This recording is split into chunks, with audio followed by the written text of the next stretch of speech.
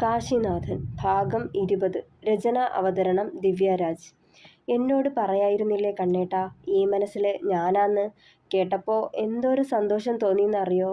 അവനെ മുറുകെ പുണർന്ന് ആ നെഞ്ചിൽ തലചായ്ച്ചു വെച്ചു വൈഷ്ണവി. പേടിയായിരുന്നു വൈശു, നീ എന്നെ വിശ്വസിക്കുമോ എന്നോർത്ത്. അഥവാ ഞാൻ പറഞ്ഞത് നിനക്കും വിശ്വാസമായില്ലേ എനിക്കാവും നോവുന്നേ. അതാ മെല്ലെ പറഞ്ഞതും അവൻ്റെ കവിളിൽ കൈചേർത്ത് വെച്ചവൾ. ഞാൻ കരുതി കണ്ണേട്ടൻ എന്നെ ഇഷ്ടമുണ്ടാവില്ല എന്ന്. ടീച്ചറമ്മയുടെ നിർബന്ധത്തിനല്ലേ നമ്മുടെ വിവാഹം നടന്നത് പോലും. അപ്പോൾ എന്നെ അക്സെപ്റ്റ് ചെയ്യാൻ ബുദ്ധിമുട്ടാവുമെന്നാ കരുതിയേ. സന്തോഷം കൊണ്ട് അവളുടെ കണ്ണുകൾ നിറയുന്നുണ്ടായിരുന്നു. ഇവിടുന്ന് ബാംഗ്ലൂർക്ക് പോയിട്ടും എൻ്റെ മനസ്സിൽ നീ മാത്രമേ ഉണ്ടായിരുന്നുള്ളൂ വൈശു. തിരിച്ചു വരണമെന്നും നിന്നെ കൂടെ കൂട്ടണമെന്നും ഒക്കെ കൊതിച്ചിരുന്നു. പക്ഷേ ഞാൻ പോലും പ്രതീക്ഷിക്കാത്തതൊക്കെയല്ലേ എൻ്റെ ജീവിതത്തിൽ നടന്നത്. അന്നേരം ആ നോവിൻ്റെ കുത്തൊഴുക്കിൽ ഞാൻ എൻ്റെ പ്രണയവും ഉപേക്ഷിച്ചു. ഇനി ഒരിക്കലും അതെനിക്ക് നേടാനാവില്ലെന്ന ചിന്തയിൽ. പിന്നെ ഇവിടെ വന്നപ്പോൾ നിന്നെ വീണ്ടും കണ്ടെങ്കിലും എൻ്റെ മനസ്സ് എൻ്റെ കൈപ്പിടിയിലല്ലായിരുന്നടോ. അതാ ഞാൻ ആരോടും പറയാതെയും മിണ്ടാതെയും ചത്ത് ജീവിച്ചത്, മെല്ലെ പറഞ്ഞവൻ. ഇനിയിപ്പോൾ കഴിഞ്ഞതോർത്ത് നെഞ്ചു നീട്ടണ്ട. നമുക്ക് ഇനിയും സമയമുണ്ടല്ലോ കണ്ണേട്ടാ ഒരുപാട് പ്രണയിക്കാൻ. അവൻ്റെ മുഖം കൈക്കുമ്പിളിലെടുക്കുമ്പോൾ നഷ്ടപ്പെട്ടു പോകുമെന്ന് കരുതിയ വിലപിടിപ്പുള്ളതെന്തോ തിരികെ കിട്ടിയ സന്തോഷമായിരുന്നു വൈശുവിന്. എന്നാലും വൈശു പറഞ്ഞതേപ്പറ്റി നമ്മൾ ഇതുവരെ ചിന്തിച്ചു കൂടിയില്ലല്ലോ അച്ഛാ. നമ്മളറിയാതെ അവൻ്റെ കയ്യിൽ അത്രയും ഡ്രഗ്സ് എങ്ങനെയാവും എത്തിയിരിക്കുക? താടിയൊന്നൊഴിഞ്ഞുകൊണ്ട് ചന്ദ്രനെ നോക്കി ആനന്ദ്. ഓ പിന്നെ, അതിനാണോ പ്രയാസം? നീ 24 മണിക്കൂറും അവൻ്റെ അടുത്തിരുന്നിട്ടുണ്ടോ? ഇല്ലല്ലോ. ഞാനും നിൻ്റെ അച്ഛനും വീട്ടിലില്ലാത്തപ്പോൾ അവൻ പുറത്തേക്ക് പോകുമായിരുന്നിരിക്കില്ലേ? അതുമല്ലെങ്കിൽ അവൻ്റെ ഫ്രണ്ട്സ് നമ്മളില്ലാത്ത സമയം നോക്കി കൊണ്ടുവന്ന് കൊടുത്തു കാണില്ലേ?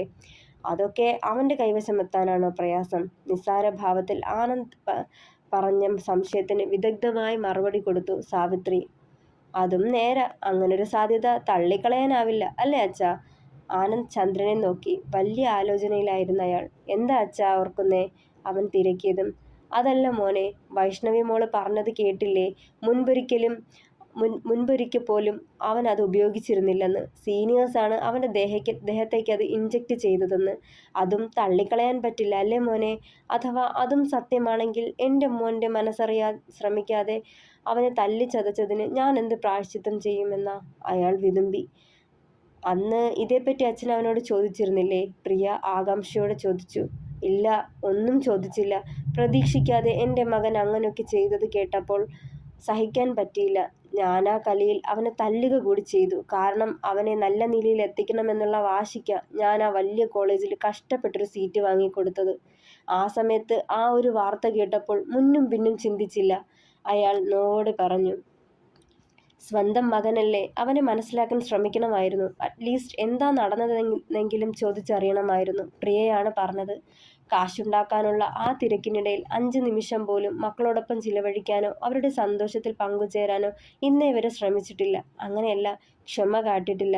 ആനന്ദിനെ പോലെ അല്ലായിരുന്നു കാശി. എന്നോട് അധികം അടുത്ത് പെരുമാറിയിട്ടില്ലവൻ. എന്നും അകലം പാലിച്ചിട്ടേയുള്ളൂ. എത്രയൊക്കെ അടുക്കാൻ ശ്രമിച്ചിട്ടും എന്നിൽ നിന്നും അകന്നു നിന്നിട്ടേയുള്ളൂ. അയാൾ ഓർത്തു. കണ്ണേട്ടാ, നമുക്കൊന്ന് പുറത്തുപോയി വന്നാലോ? സന്ധ്യാസമയത്ത് ജനാലയിലൂടെ പുറത്തേക്ക് നോക്കിയിരിക്കുന്നവനടുത്തേക്ക് ചെന്ന് ചോദിച്ചു വൈഷ്ണവി. ഇപ്പോഴോ? ഇപ്പൊ തന്നെ. എന്തേ, പേടിയാണോ ഈ നേരത്ത് പുറത്തേക്കിറങ്ങാൻ? ചോദിച്ചു കഴിഞ്ഞില്ല. അവളുടെ കയ്യിൽ പിടിച്ചു വലിച്ച് നെഞ്ചിലേക്കിട്ടിരുന്ന അവളെ കുറുമ്പോടെ അവളുടെ കവളിൽ മെല്ലെ പല്ലുകൾ അമർത്തവേ അമ്പരപ്പിൽ കണ്ണുമിഴിച്ചവൾ. കുറച്ച് കുറുമ്പ് കൂടുവാണ് കേട്ടോ പെണ്ണേ. നല്ലത് തരണുണ്ട് ഞാൻ. താടിയൊന്നൊഴിഞ്ഞ് പറഞ്ഞതും. ഈശ്വരാ, സുദേവൻ ഡോക്ടറിൻ്റെ കൗൺസിലിങ്ങിന് ഇത്ര പവറോ? അപ്പോൾ ഇനി കൗൺസിലിംഗ് വേണ്ടി വരില്ലേ?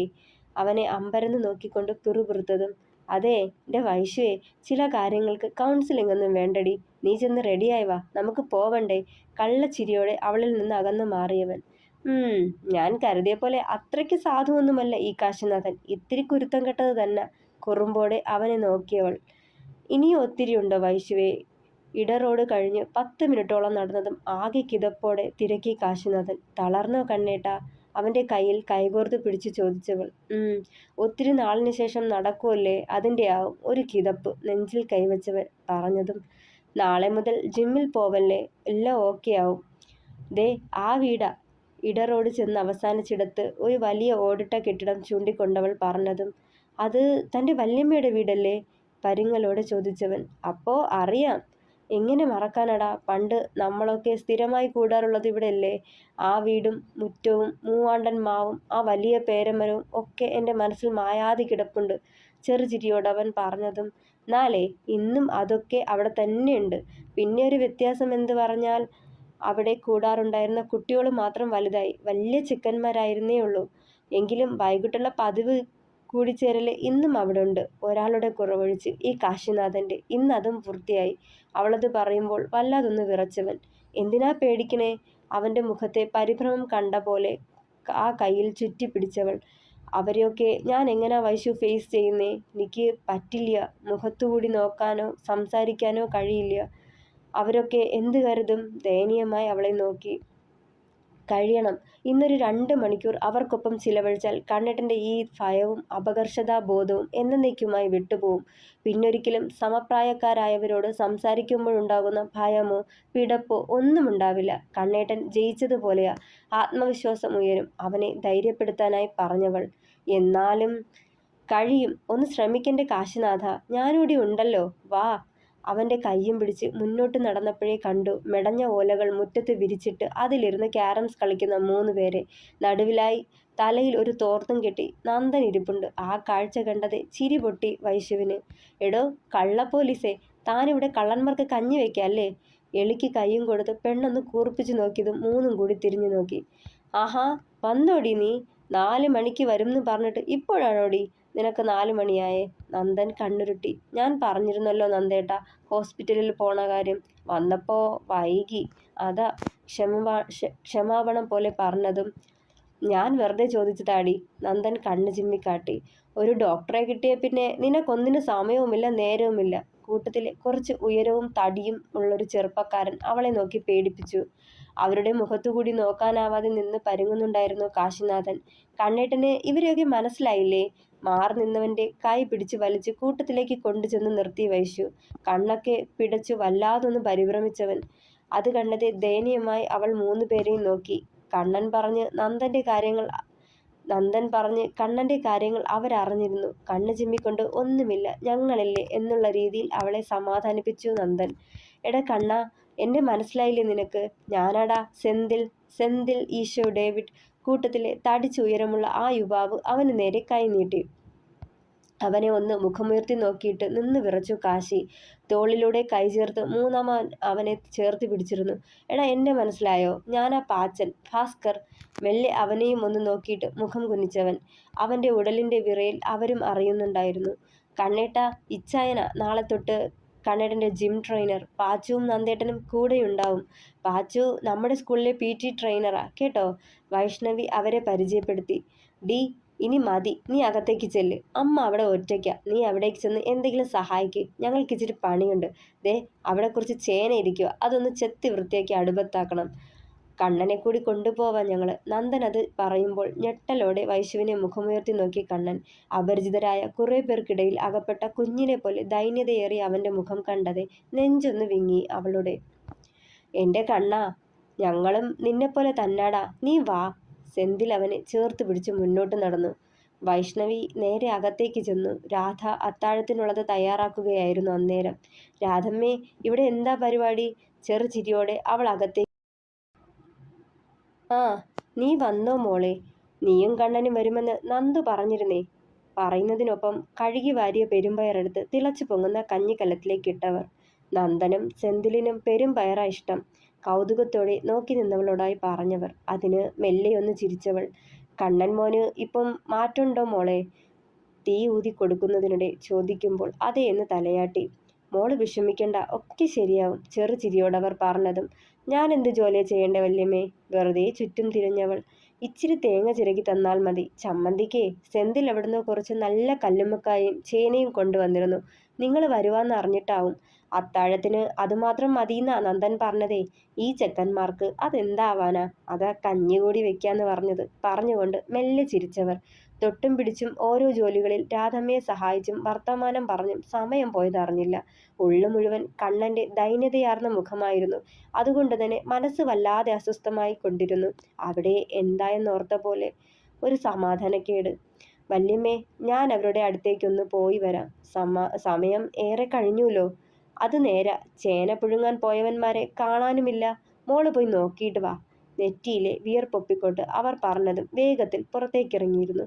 പുരയിടത്തിലേക്ക് നടക്കുമ്പോൾ നെഞ്ചിടിപ്പായിരുന്നവളിൽ. കണ്ണന്റെ അവസ്ഥയോർത്തുള്ള ആധി.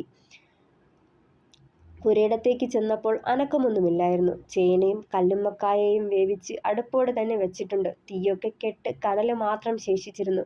കുറെ കൂടി മുന്നോട്ട് നടന്നും പിന്നിലെ കുളത്തിനടുത്ത് നിന്ന് പാച്ചന്റെ നാടൻ പാട്ട് ഒച്ചത്തിൽ കേൾക്കാമായിരുന്നു. അതിന് കോറസ് പാടിക്കൊണ്ട് ബാക്കിയുള്ളവരും. പാട്ട് കേട്ട് ചിരിയടക്കി പിടിച്ചുകൊണ്ട് കുളപ്പടവിലേക്കൊന്ന് എത്തി നോക്കിയവൾ രണ്ടെണ്ണം വെള്ളത്തിൽ കിടന്ന് നീന്തി തുടിക്കുന്നതിനിടെ കോറസ് ഇടുന്നതാണ്. പാച്ചൻ പടവിലിരുന്നാണ് തൊള്ള കീറുന്നത്. കണ്ണുകൾ പരതിയത് അതിന് തൊട്ടടുത്തിരുന്നവനിലാണ്. ചെറുചിരിയോടെ അവരുടെ പ്രവൃത്തികൾ ആസ്വദിച്ചങ്ങനെ ഇരിപ്പാണ്. 2-2.5 മണിക്കൂറായിട്ടുണ്ടിപ്പോ. ഇവർക്കൊപ്പം കണ്ണേടൻ വന്നിട്ട്. മാറിയിട്ടുണ്ട്. നേരത്തെ കണ്ട ഭയമോ പിടച്ചിലോ ഒന്നും ആ മുഖത്തിപ്പോ ഇല്ല. ഓർത്തപ്പോഴേ മനസ്സൊന്ന് തെളിഞ്ഞു. ഭയമായിരുന്നു ആളീ പ്രതിസന്ധി തരണം ചെയ്യുമോ എന്ന്. മുരടനക്കം കേട്ടതും പാച്ചുവും കണ്ണനും തിരിഞ്ഞു നോക്കി. ആഹാ, പിന്നീന്ന് വന്ന് പേടിപ്പിക്കുന്നോടി ഭൂതമേ. കയ്യിൽ കിട്ടിയൊരു അച്ചിങ്ങയെടുത്ത് അവൾക്ക് നേരെ എറിഞ്ഞു പാച്ചൻ, അവളുടെ ദേഹത്ത് വീഴാത്ത കണക്കിന്. കണ്ണന്റെ കണ്ണുകളിൽ അവൾ അവളിൽ തന്നെയായിരുന്നു. ആളുടെ മുഖത്തെ പ്രസരിപ്പും ആത്മവിശ്വാസം ഏറിയിട്ടുണ്ടെന്ന് വലിയ സന്തോഷം തോന്നിച്ചു വൈഷ്ണവിക്ക്. എടി ബാച്ചിലേഴ്സായ ഞങ്ങളൊക്കെ കുളിക്കുന്നത് കണ്ടില്ലായോ? നീ നാൺ വരുവാടി, ഒന്ന് പോയേ. വിരല് കടിച്ചുകൊണ്ട് സെന്തിലത് പറയുമ്പോൾ നിലത്ത് കിടന്ന അച്ചിങ്ങയെടുത്ത് ഒരേറ് കൊടുത്തവൾ കൃത്യമായി അവന്റെ അരികിലൂടെ കുളത്തിലേക്ക് പോയത്. ആഹാ, അത്രയ്ക്കായോ? ഇവളെ ഇന്ന് ഞാൻ. പാച്ചൻ ഇരിപ്പിടത്തിൽ നിന്ന് ചാടി എണീറ്റതും കണ്ണേട്ടാ, ഞാൻ പോവാണേ ഉറക്കെ വിളിച്ചോട്ട് പുരയിടം വഴി ഒരൊറ്റ ഓട്ടമായിരുന്നു വൈഷ്ണവി. ഒക്കെ കണ്ട് ചിരിയോടെ കണ്ണനും ഇരുന്നു. ഉടനെ പാച്ചൻ മഞ്ഞക്കിളിയുടെ പാട്ട് പാടാൻ തോന്നി. ഒരു കടിക്കുണ്ടാവില്ല ഒരു മഞ്ഞക്കിളി. നീയൊക്കെ എന്തൊരു അക്രൂരനാടാ. പാവം മഞ്ഞക്കിളി. തിന്നത് എല്ലിൻ്റെ ഇടയിൽ കയറുമ്പോൾ മഞ്ഞക്കിളിയെയും പച്ചക്കിളിയെയും ചട്ടിയിലിട്ട് വറക്കാൻ തോന്നും. വൈറസ് പിടിക്കാണ്ട് നോക്കിക്കോ നീ. സെന്തിലിന്റെ പറച്ചിൽ കേട്ടതും കണ്ണന്റെ ചിരിയൊലി ഉയർന്നിരുന്നു. ഇതൊക്കെ കണ്ടു നിന്ന നന്ദന്റെ മുഖത്തും ചെറിയൊരു ചിരി വിടർന്നു. രാധൂസേ, ഹോയ്. ചേനയും കല്ലുമ്മക്കായയും റെഡിയായേ. എവിടാ തട്ടേണ്ടേ? പുറത്തുനിന്ന് നന്ദന്റെ ഒച്ച കേട്ടതും കഴുകി ഉണക്കി വെച്ചിരുന്ന വലിയ പരന്നൊരു ചരുവമെടുത്ത് പുറത്തേക്ക് നടന്നു രാധമ്മ. പിന്നാലെ ആറി തുടങ്ങിയ ചെറുചൂട് കഞ്ഞി വലിയൊരു ചരുവത്തിലാക്കിയതും അതിനു മുകളിൽ കണ്ണിമാങ്ങ അച്ചാറും എടുത്തു വെച്ച് വൈശുവും അവിടേക്കെത്തി. മുറ്റത്ത് കൊണ്ടുവയ്ക്കാൻ രാധമ്മ പറഞ്ഞതനുസരിച്ച് അതവിടെ വെച്ചിട്ട് അകത്തേക്ക് ചെന്ന് ചമ്മന്തിയും കുടിക്കാനുള്ള വെള്ളവും എടുത്ത് വന്നിരുന്നവൾ. വലിയ നീണ്ടു വിടർന്ന 2-4 മുഴുവൻ വാഴയില കൊണ്ട് നിലത്തുകൊണ്ട് നിരത്തിവെച്ചു നന്ദൻ. അതിലേക്ക് വേവിച്ചു വെച്ച ചേനയും കല്ലുമ്മക്കായും കൂടി എടുത്തു തട്ടിയതും ചേനയുടെയും കല്ലുമ്മക്കായുടെയും മണം മൂക്കിലേക്ക് അരിച്ചു കയറി. അപ്പോൾ തന്നെ നാവിലൂടെ വെള്ളയോട്ടം തുടങ്ങിയിരുന്നു.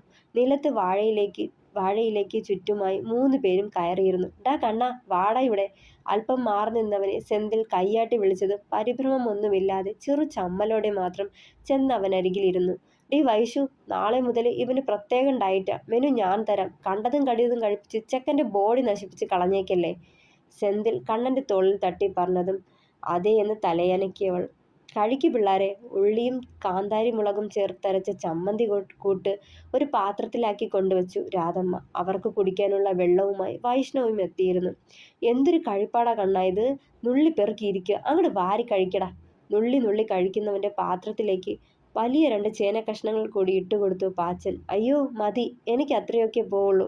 ദയനീയമായി കണ്ണൻ അവനെ നോക്കി. ഇമ്മാതിരി നുള്ളി കഴിച്ചാലൊന്നും പറ്റുകയില്ലടാ. എടാ, ശരീരം വയ്ക്കണമെങ്കിൽ നല്ലോണം ഫുഡ് കഴിക്കണം. വലിച്ചു വാരി കഴിക്കണമെന്നല്ല, അളവ് കൂട്ടി നമ്മുടെ ശരീരത്തിന് വേണ്ടത്. സെന്തിൽ കൂട്ടിച്ചേർത്തു. രാധമ്മോ, അവിടുത്തെ പണി കഴിഞ്ഞില്ലേ? ഇക്കൂട്ടത്തിൽ വന്നിരുന്ന് കഴിച്ചേ. നന്ദൻ കരുതലോടെ അകത്തേക്ക് നോക്കി വിളിച്ചു കൂവി. ഞാൻ പതിയെ കഴിച്ചോളാമെടാ, നിങ്ങൾ കഴിക്ക്. ആ മോളെ, നീയും ഇരിക്കടി. വൈശുവിനെ നോക്കിയവർ. ഇപ്പോൾ വേണ്ട വല്യമ്മേ, നമുക്കൊരുമിച്ച് കഴിക്കാം, ചെറുചിരിയോടെ പറഞ്ഞോൾ. എടി, നീയും ഇവനും വരുവാന്നറിഞ്ഞിട്ടാ ആ കടാപ്പുറത്ത് ചെന്ന് ഈ പരീക്കുട്ടി കല്ലുമ്മക്കായ കൊണ്ടുവന്നത്. ഇരുന്ന് കഴിക്കടി. നന്ദൻ അവളെ ചിരിയോടെ നോക്കി. നിങ്ങൾ കഴിക്കും നന്ദേട്ടാ, ഞാനിപ്പോൾ ഇരിക്കുവാണേലേ വല്യമ്മ ഒറ്റയ്ക്കായി പോവും. ഓ പിന്നെ, വന്നിരുന്ന് കഴിക്കടി. വെറുതെ കൊതിവിട്ട് മനുഷ്യനെ വയറ് കേടാക്കാതെ. പാച്ചൻ അതിനിടയിൽ കയറി പറഞ്ഞത്. ഡാ ചെക്ക, കൂടുതൽ ജാടയിട്ടല്ലേ എൻ്റെ ശിഷ്യഗണങ്ങളെ കൊണ്ടുവന്ന് തല്ലിക്ക് ഞാൻ. ഓർത്തോ നീ? വലിയ ഗമയിൽ പറഞ്ഞതും അയ്യ ശിഷ്യഗണം പോലും നിക്കറിയും മുള്ളണ കുഞ്ഞി പിള്ളാരെയാണ് പഠിപ്പിക്കുന്നത്, എന്നിട്ട് പറയുന്ന കേടില്ലേ ശിഷ്യഗണം പോലും. കളിയാക്കിയതും മുഖം വീർപ്പിച്ച് അവനെ നോക്കി കൊഞ്ഞനം കൊത്തിയവൾ. എടാ കണ്ണാ, ഇവളുടെ ബോഡി മാത്രമേ വളർന്നിട്ടുള്ളൂ കേട്ടോ, ബുദ്ധി ഇപ്പോഴും LKGയിലിരുന്ന് ട്വിങ്കിൾ ട്വിങ്കിൾ ലിറ്റിൽ സ്റ്റാർ പാടുക. പാച്ചന്റെ അസ്ഥാനത്തുള്ള സംസാരം കേട്ടത് പൊട്ടിച്ചിരിച്ചു പോയി കണ്ണനും. മനസ്സ് തുറന്ന് ചിരിക്കുന്നവനെ കൺകുളിർക്കെ കണ്ടുനിന്നു വൈഷ്ണവി. അവനൊപ്പം അവനെ ചേർത്ത് പിടിക്കാൻ തയ്യാറായവരുടെയും ശബ്ദം ഉയർന്നുകൊണ്ടിരുന്നവിടെ. സന്തോഷം കൊണ്ട് കണ്ണുകൾ പോലും നിറഞ്ഞവളുടെ. അത്താഴം കഴിച്ചു കഴിഞ്ഞ് മുറ്റത്ത് നിലത്ത് വിരിച്ച പുൽപ്പായൽ നിവർന്നു കിടന്നു സെന്തിലും പാച്ചനും. എടാ കണ്ണാ, നീയും കൂടി പോരടാ, ഇവിടെ ഒരാൾക്ക് കൂടി കിടക്കാം. പാച്ചനത് വിളിച്ചു പറഞ്ഞെങ്കിലും വരുന്നില്ലെന്ന് തലയാട്ടിക്കൊണ്ട് തിണ്ണയിൽ കയറിയിരുന്നു കണ്ണനും.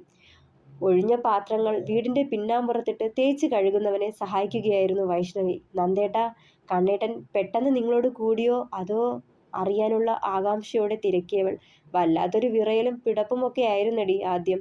കണ്ടപ്പോ പാവം തോന്നി. അവൻ ഒത്തിരി മാനസിക സംഘർഷം നേരിട്ടിട്ടുണ്ടെന്ന് അതിൽ നിന്ന് തന്നെ മനസ്സിലാക്കാമായിരുന്നു. ആൾക്ക് ഞങ്ങളുടെ കൂടെ കൂടണം, ജീവിതത്തിലേക്ക് വരണം എന്നൊക്കെ ഉണ്ട്. അതിനവൻ ശ്രമിക്കുന്നുണ്ടായിരുന്നു. പിന്നെ അവന്റെ കാര്യങ്ങള് സെന്തിളിനോടും പാച്ചുവിനോടും പറഞ്ഞിരുന്നു. നിനക്കറിയാലോ, പാച്ചുവിനും ഇതുപോലൊരു പ്രശ്നമുണ്ടായതാ. പണ്ട് അവന്റെ ഇളയപ്പൻ, പിന്നെ കാശിയെപ്പോലെ അപ്പാവിയല്ലായിരുന്നവൻ. കോമ്പസ് എടുത്ത് കുത്തി അങ്ങേരുടെ അസ്ഥാനത്ത് തന്നെ. ഇന്നും അവനെ കാണുമ്പോൾ അങ്ങേര് ഓടിത്തള്ളും. ചെറുചിരിയോടെ പറഞ്ഞു നന്ദൻ. പാച്ചുവും ഇങ്ങനൊരു അനുഭവത്തിലൂടെ കടന്നു പോയതാണെന്ന് അവനെ അറിയിക്കാൻ തമാശ പോലെ പാച്ചുവിന്റെ ഇളയപ്പന്റെ കാര്യം സെന്തിലെടുത്തിട്ടിരുന്നു. തമാശ പോലെ ഞങ്ങളത് പറഞ്ഞു കളയുമ്പോലും പാച്ചിയെ തന്നെ നോക്കിയിരിപ്പായിരുന്നു കണ്ണൻ. തന്നെപ്പോലെ തന്നെയല്ലേ അവനും. പക്ഷേ അവൻ ഇതൊക്കെ കളഞ്ഞിട്ട് ഹാപ്പിയായി നടക്കുവാണെന്ന് ചിന്തിച്ച് കാണണം. മെല്ലെ ഞങ്ങളുടെ മുഖത്തേക്ക് നോക്കി സംസാരിക്കാൻ ശ്രമിച്ചു.